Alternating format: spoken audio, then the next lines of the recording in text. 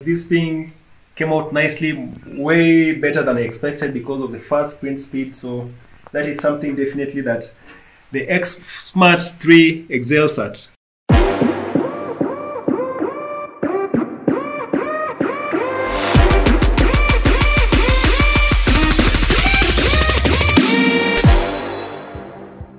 Hey guys, welcome back to QIDI Tech Valley, and today we're going to review the QIDI X Smart3 3D printer. It's called a QIDI Tech, but when you pronounce it in Chinese, Q and I is supposed to be pronounced as Chi. So that's why you hear some of these reviewers calling it the QIDI Tech. So whether you call it the QIDI Tech or the QIDI Tech, doesn't matter. What matters is the performance of the printer. So we have the X Smart3 over here. And the X-Smart3 is part of the X series from QIDI Tech. We have the X-Max3, and also we have the X+3. But today, we're dealing with the X-Smart3. How is it going to perform? Let's find out.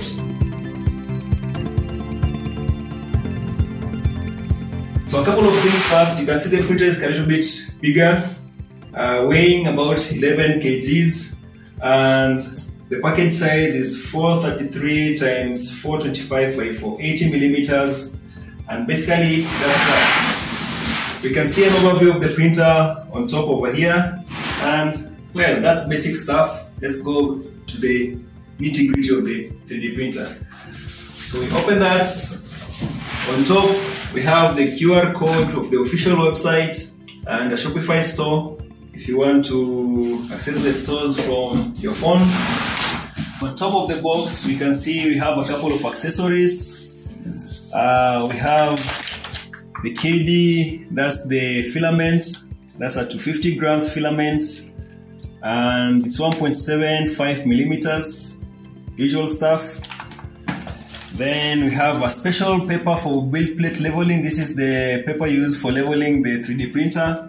Together with it, we have a manual. Let me just check. So we have the X-Smart3 manual, just a couple of instructions over there, colored, so nice stuff as usual. After the manual we have, what is this? This is definitely a USB disk. So QIDI Tech have included a 16 gigabytes USB disk in the accessories package. This is what we'll be using to transfer files from a laptop to the 3D printer. Then over here we have, that's the power cable, definitely. Then of course we have the spool holder over here. Then we have a spatula, well built, sturdy enough. Have a flathead screw, a couple of screws over here, and a fuse, plus some, just a couple of screws and a fuse. I think this fuse is like a replacement fuse or something. We have an extra nozzle over here, an extra replacement nozzle. So there we have all the accessories. Now that we're done with the accessories, let's get to the printer. And you can see it's quite large. So I'm just going to remove it from the box, and then you see how it goes.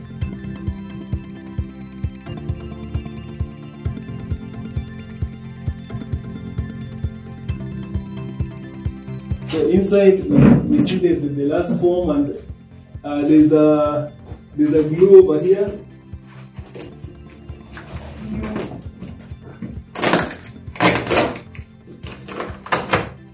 It has included a glue stick.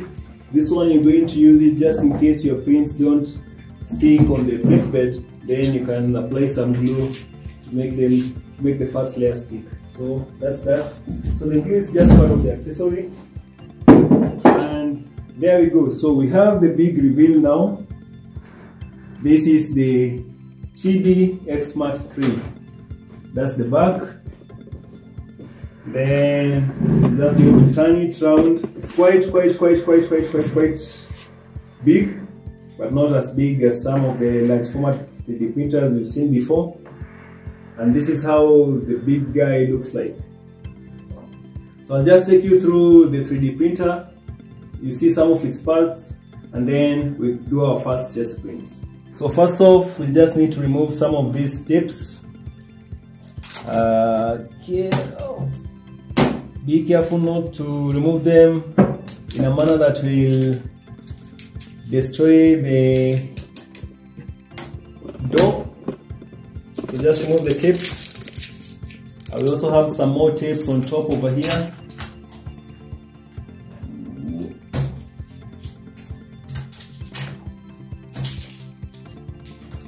Tapes are just used to fasten the parts so that when the item is being shipped to you, nothing gets out of place.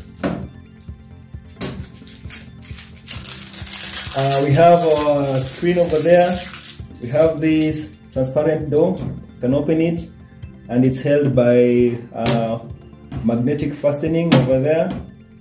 And all around, we also have another transparent door. So this is really good because you don't need to come and put your own enclosure for the machine. So it saves you a couple of bucks. And on top we also have another transparent door. And this top one is removable. You can just remove it. And you see it's written, when printing with PLA and TPU, please remove the top cover. Of course, that is expected because PLA and TPU and other low temperature materials don't really need to be printed in an enclosed chamber. But if you'll be printing high temperature materials like nylon or ABS, you'll definitely need to put on the cover.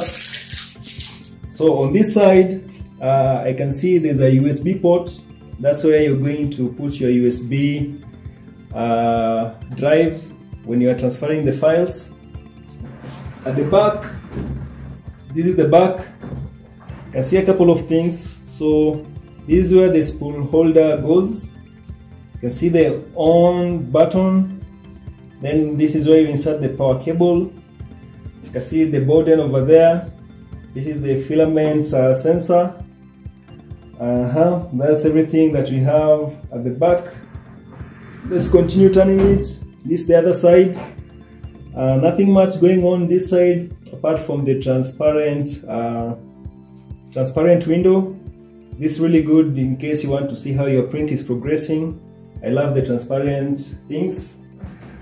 And then we are back at the front. The front is where we can open the door, remove our model when it's done with printing and things like that. So let me just fix this spool holder. So fixing the spool holder is just a matter of, we are at the back, there's a spool holder, just need to fix it, and that's all. Spool holder is there, then you can add your spool, and that's that. So we are done with that. So let's open inside. Let's just remove this top cover. Put it aside. Let's see what we have inside. So inside, a couple of things. So first of all, running from left to right, we can see some carbon rods. We have 2 carbon rods. So this machine is built with carbon rods because carbon rods are lighter in theory, and that means the machine is going to be faster. But then on the sides, you can see some steel rods. I don't know if you guys can see, but this one's, here's the steel rod. We have one steel rod on the side and another one on this other side. So we have steel rods on the side and the carbon rods are holding the print head. Let's go inside. So inside we have the print bed, and then we have PEI sheets. It's magnetic. You can remove it. You can see it's magnetic. This is basically a HF sheet. The HF sheet comprises of basically manganese that is added to PEI. That's why it's called an HF sheet. And what happens is that it makes the sheet to be much stronger. It also improves with the adhesiveness of the print. Apart from that, it can resist some of these chemicals that are usually used in 3D printing. So this is a much better material. and you can see it's coated on both sides, so in case the one side gets for one reason or another it gets worn out, you can always use the other side. The only difference is that this other side there are no markers, but that's not a big deal, plus it's very flexible. It's 185 by 185, but on the official website they're saying the build volume is 180 by 180 millimeters. So I'll put the magnetic sheet back, and let's now just go to the top. We'll need to cut off some cables so that we get to the printhead. I'll just use a pair of scissors. Let's cut this off.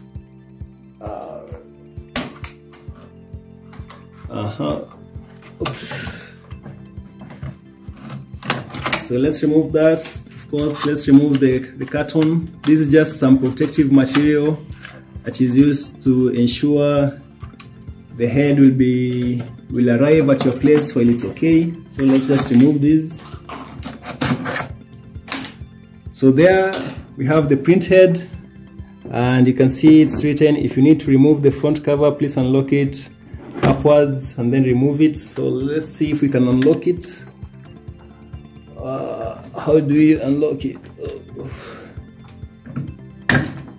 So there is the print head. You can see that there's a fan that is attached to the cover just to help with the cooling. There is the fan. So I'll just fix it back.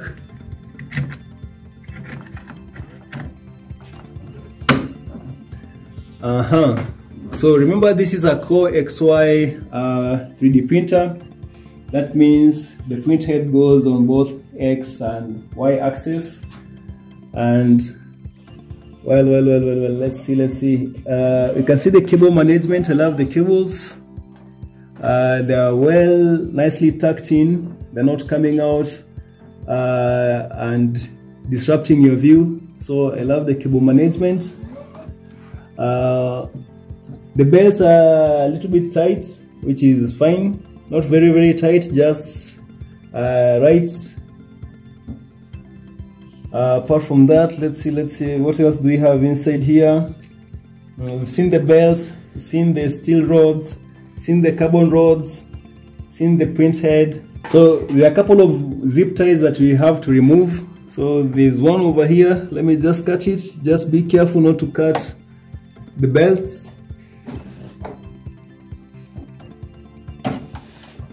So that zip tie is off. So now you can see the head is moving.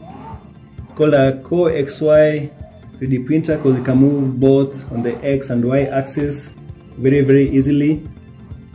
And that's that. Let me see if there's anything else we need to see. So I can see they're telling us we need to remove some screws over here. There's some indication that we need to remove some screws over here. I'll just remove them. So we'll use the Allen keys to remove the screws. Oops, I thought there was quite some long screws. I thought there were going to be some short screws, but they're quite long. So let's just remove them. And that is the work of the Allen keys. So nice of QIDI to include them in the accessories package. We also have to remove these ones on this other side. So we're done with the screws. Let's see, is there anything else that needs to be removed? I don't see any zip ties. All zip ties have been removed. So I'll just remove these stickers because now we're done with them.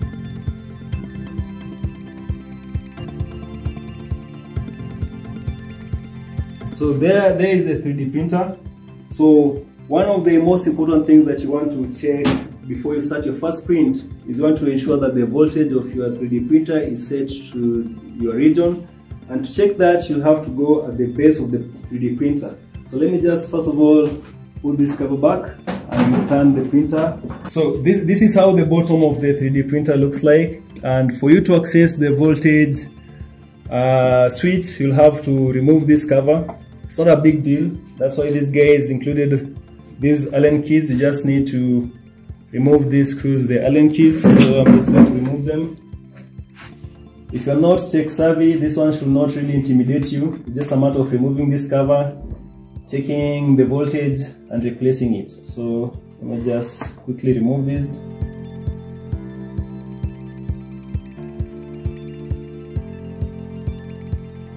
So there, we've just opened the back sheet and you can see the voltage right here. I don't know if you guys can see. So depending on your region, you want to make sure that the voltage is set correctly. So if you check right now, it's set to 115, but our region is 240 volts. So we have to change it, and to change it, just make sure get to the switch and then just flip it up. So there we go. And after that, you won't need to change the voltage again. If you don't change the voltage on your first, when you first switch on the 3D printer, there's a high likelihood that the motherboard is going to fry and you'll have lost your money. So that's that. So let's just look at this board quickly and see what we have going on here. We have the power inlet. The power inlet goes to the power supply, and the power supply supplies 24 volts. It supplies 24 volts to the motherboard. And on the motherboard, we have a couple of things going on here. I can see there's a USB port over here. This USB port is the one that is connected up to this USB section over here. So in case your USB is not working, you can easily just change it because it's just a normal USB cable. I'll fix it back.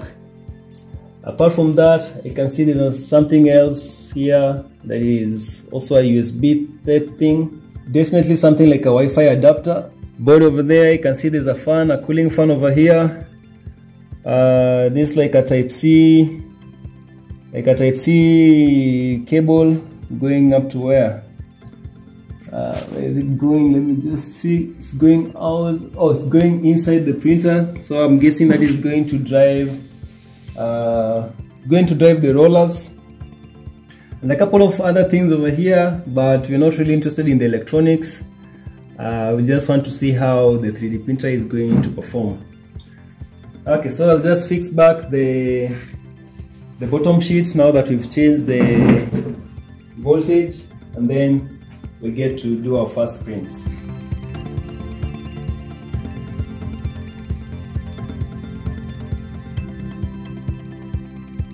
So we've returned the sheet, we've changed our voltage, now we are on the clear. We know that our X-Smart is going to work nicely with our voltage, and I think now it's time for us to power up this young guy. So let's get started. So we fixed the power cable, so next thing is just to fix the spool holder, which we removed earlier, and it's as simple as simply putting it like this.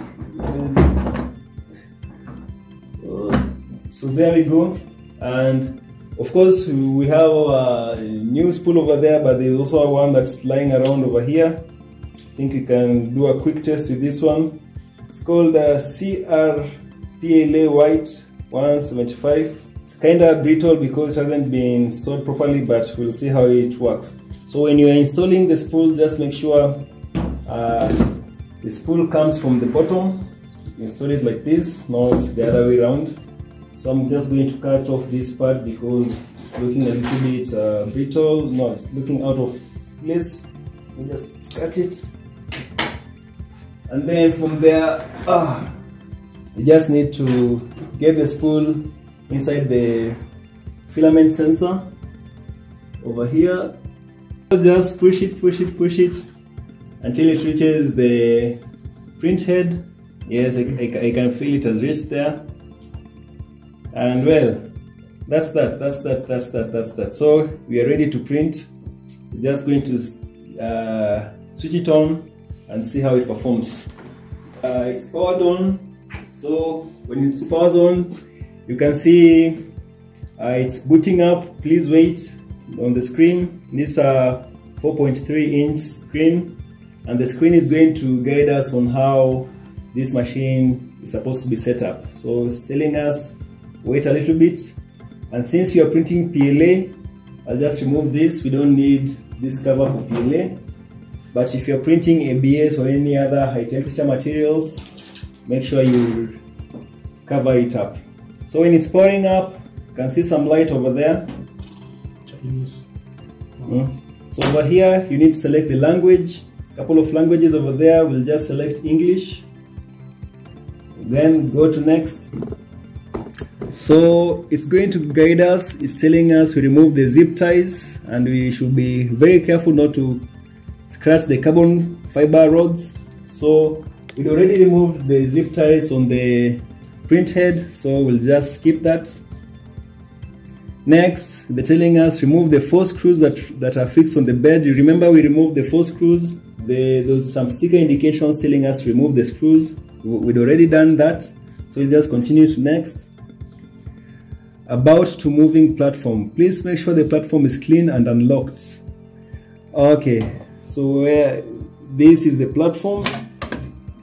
It's a magnetic one. It's clean, of course. Let me just put it back nicely.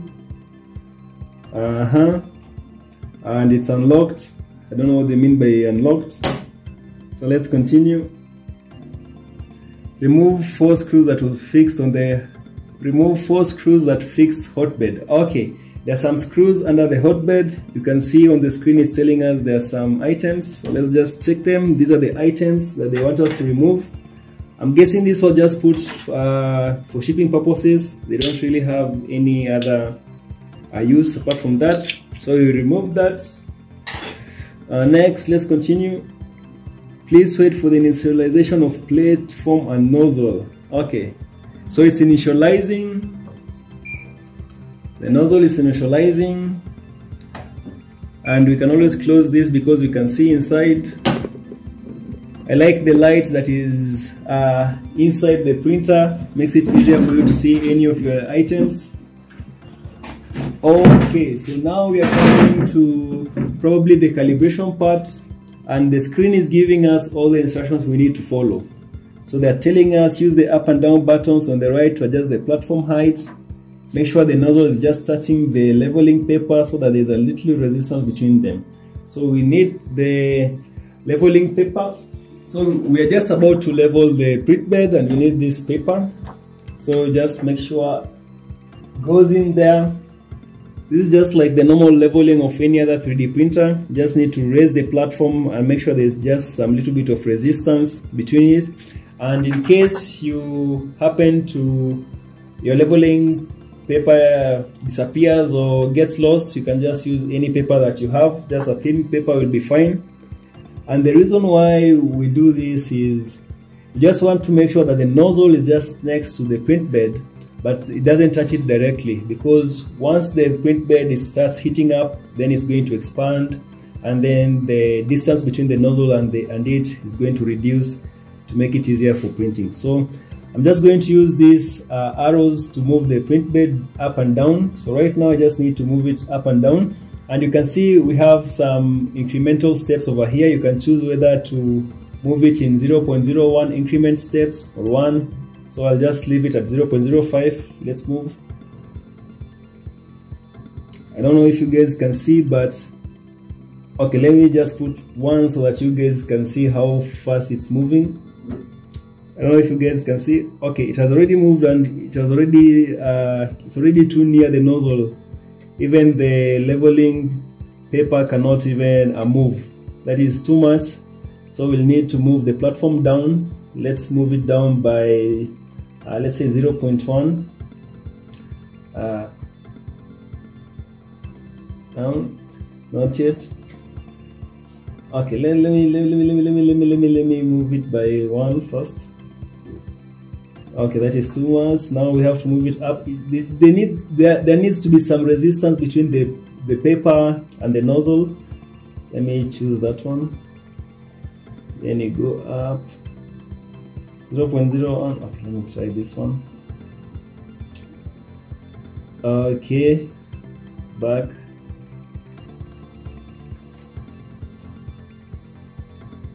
So this is just a matter. Okay, I think this is the right place. Let me just move down a little bit, because there needs to be some kind of resistance between these two. Up one time. Yeah, this one is just right. Like I can feel the nozzle has touched the paper, so this is just right. And basically that's that. So we'll remove that. Let's continue. Input shaper running. So the input shaper, since this is a QXY printer and it's a very fast printer that is running on Clipper, there's going to be a lot of vibration. The input shaper is going to help to reduce the resonance, and when this is done basically to make your prints be much more stable, and that is the work of the input shaper. So this thing is going to do this automatically. There's going to be a couple of vibrations over here on the belts, so just wait for it to finish and you'll be good to go. So let's check the belts. So you guys can hear the vibration. There's even the sound has changed. This is going to take some time, but let's just wait. So you just need to have some patience. Just follow the on-screen instructions. Nothing much for you to do other than just wait to make great creations. Now we are done with the third step. It has finished with the input shaper. So next, it's telling us we keep pushing the filament into the filament turnout sensor until it reaches the extruder. We'd already done that. We'd already put the filament at the back. So it already reached that, so I'll just go to next. So click left side to start heating and setting nozzle temperature. So there is a nozzle temperature. Okay, so click the left side plus or minus button to start heating and setting nozzle temperature. So we need to click either of these ones to start heating or setting the nozzle temperature, and then it's telling us it's waiting for the temperature to reach the setting value. So the nozzle temperature is supposed to be 280 degrees. So I'll just adjust this to 280.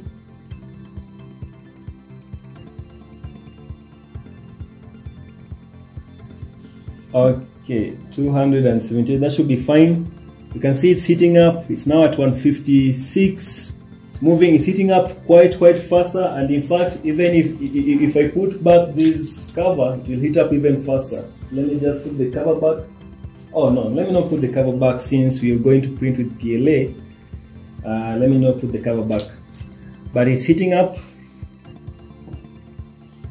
We're now at 226.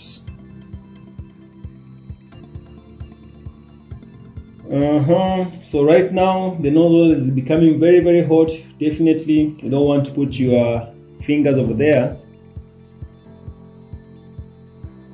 We are about to reach our target of 278. You can see the filament is changing from red, now it has become white. So you can see our filament has already oozed out over there.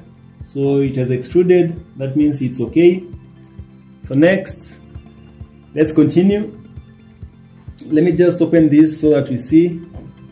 If you check at the nozzle, you can see the white filament is being extruded. That's the filament that we are using. So everything is fine. Let's remove this. So you can see it has extruded nicely. It's still a little bit hot. So there we go. I think now we are ready. Let's just click next. Okay, the tutorial has finished. We've finished with the setup. Now I think we are ready to print our first prints. So congrats. So I'm just going to load a file and we get to printing. So for our test print, we're going to look for a file from these guys. Remember they gave us a USB disk. So let me see where we're supposed to. Oh, it's here. So I've inserted the USB just here at the side, and I think what do we do next?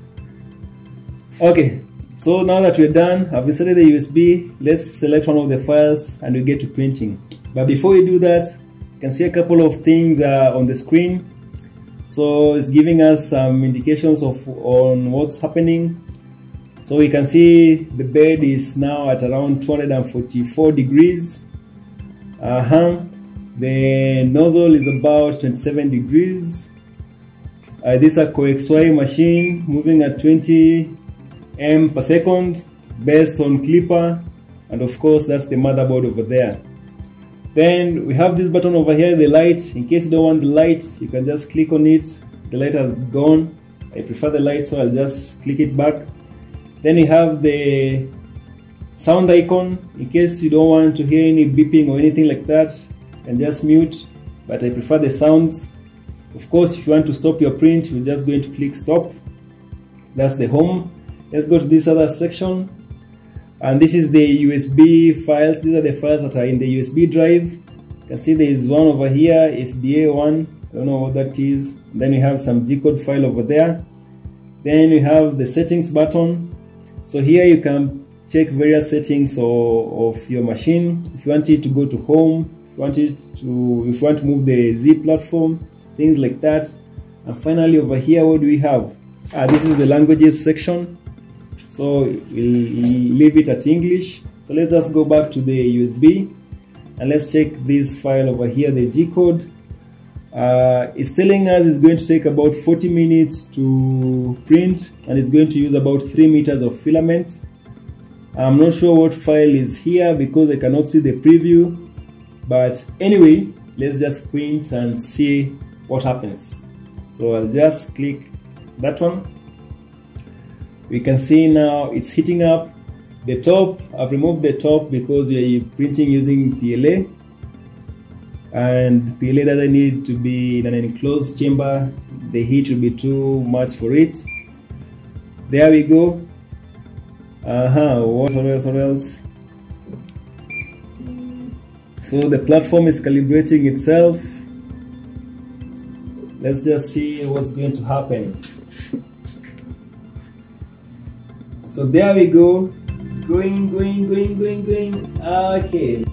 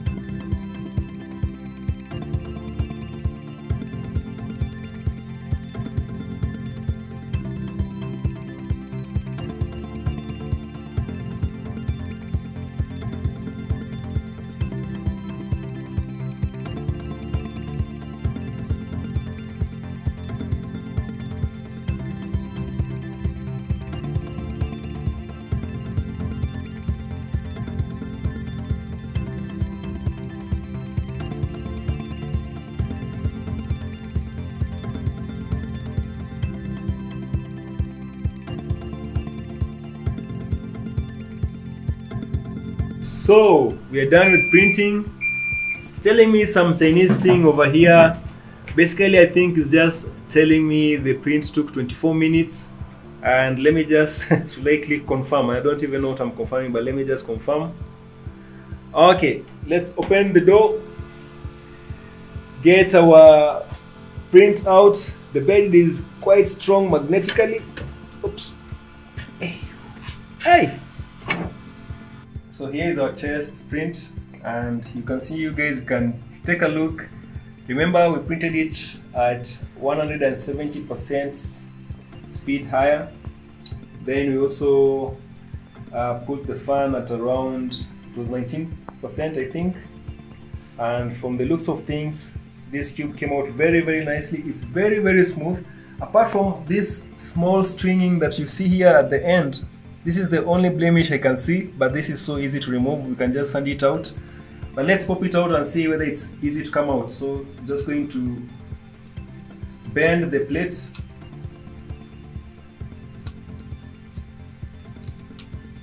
So that is supposed to make the print come out easily. So let me just see. So there it is. You can see it really held to the plate quite a lot. I should have bended it quite a few times, but still that's not a big deal. So here is our test print.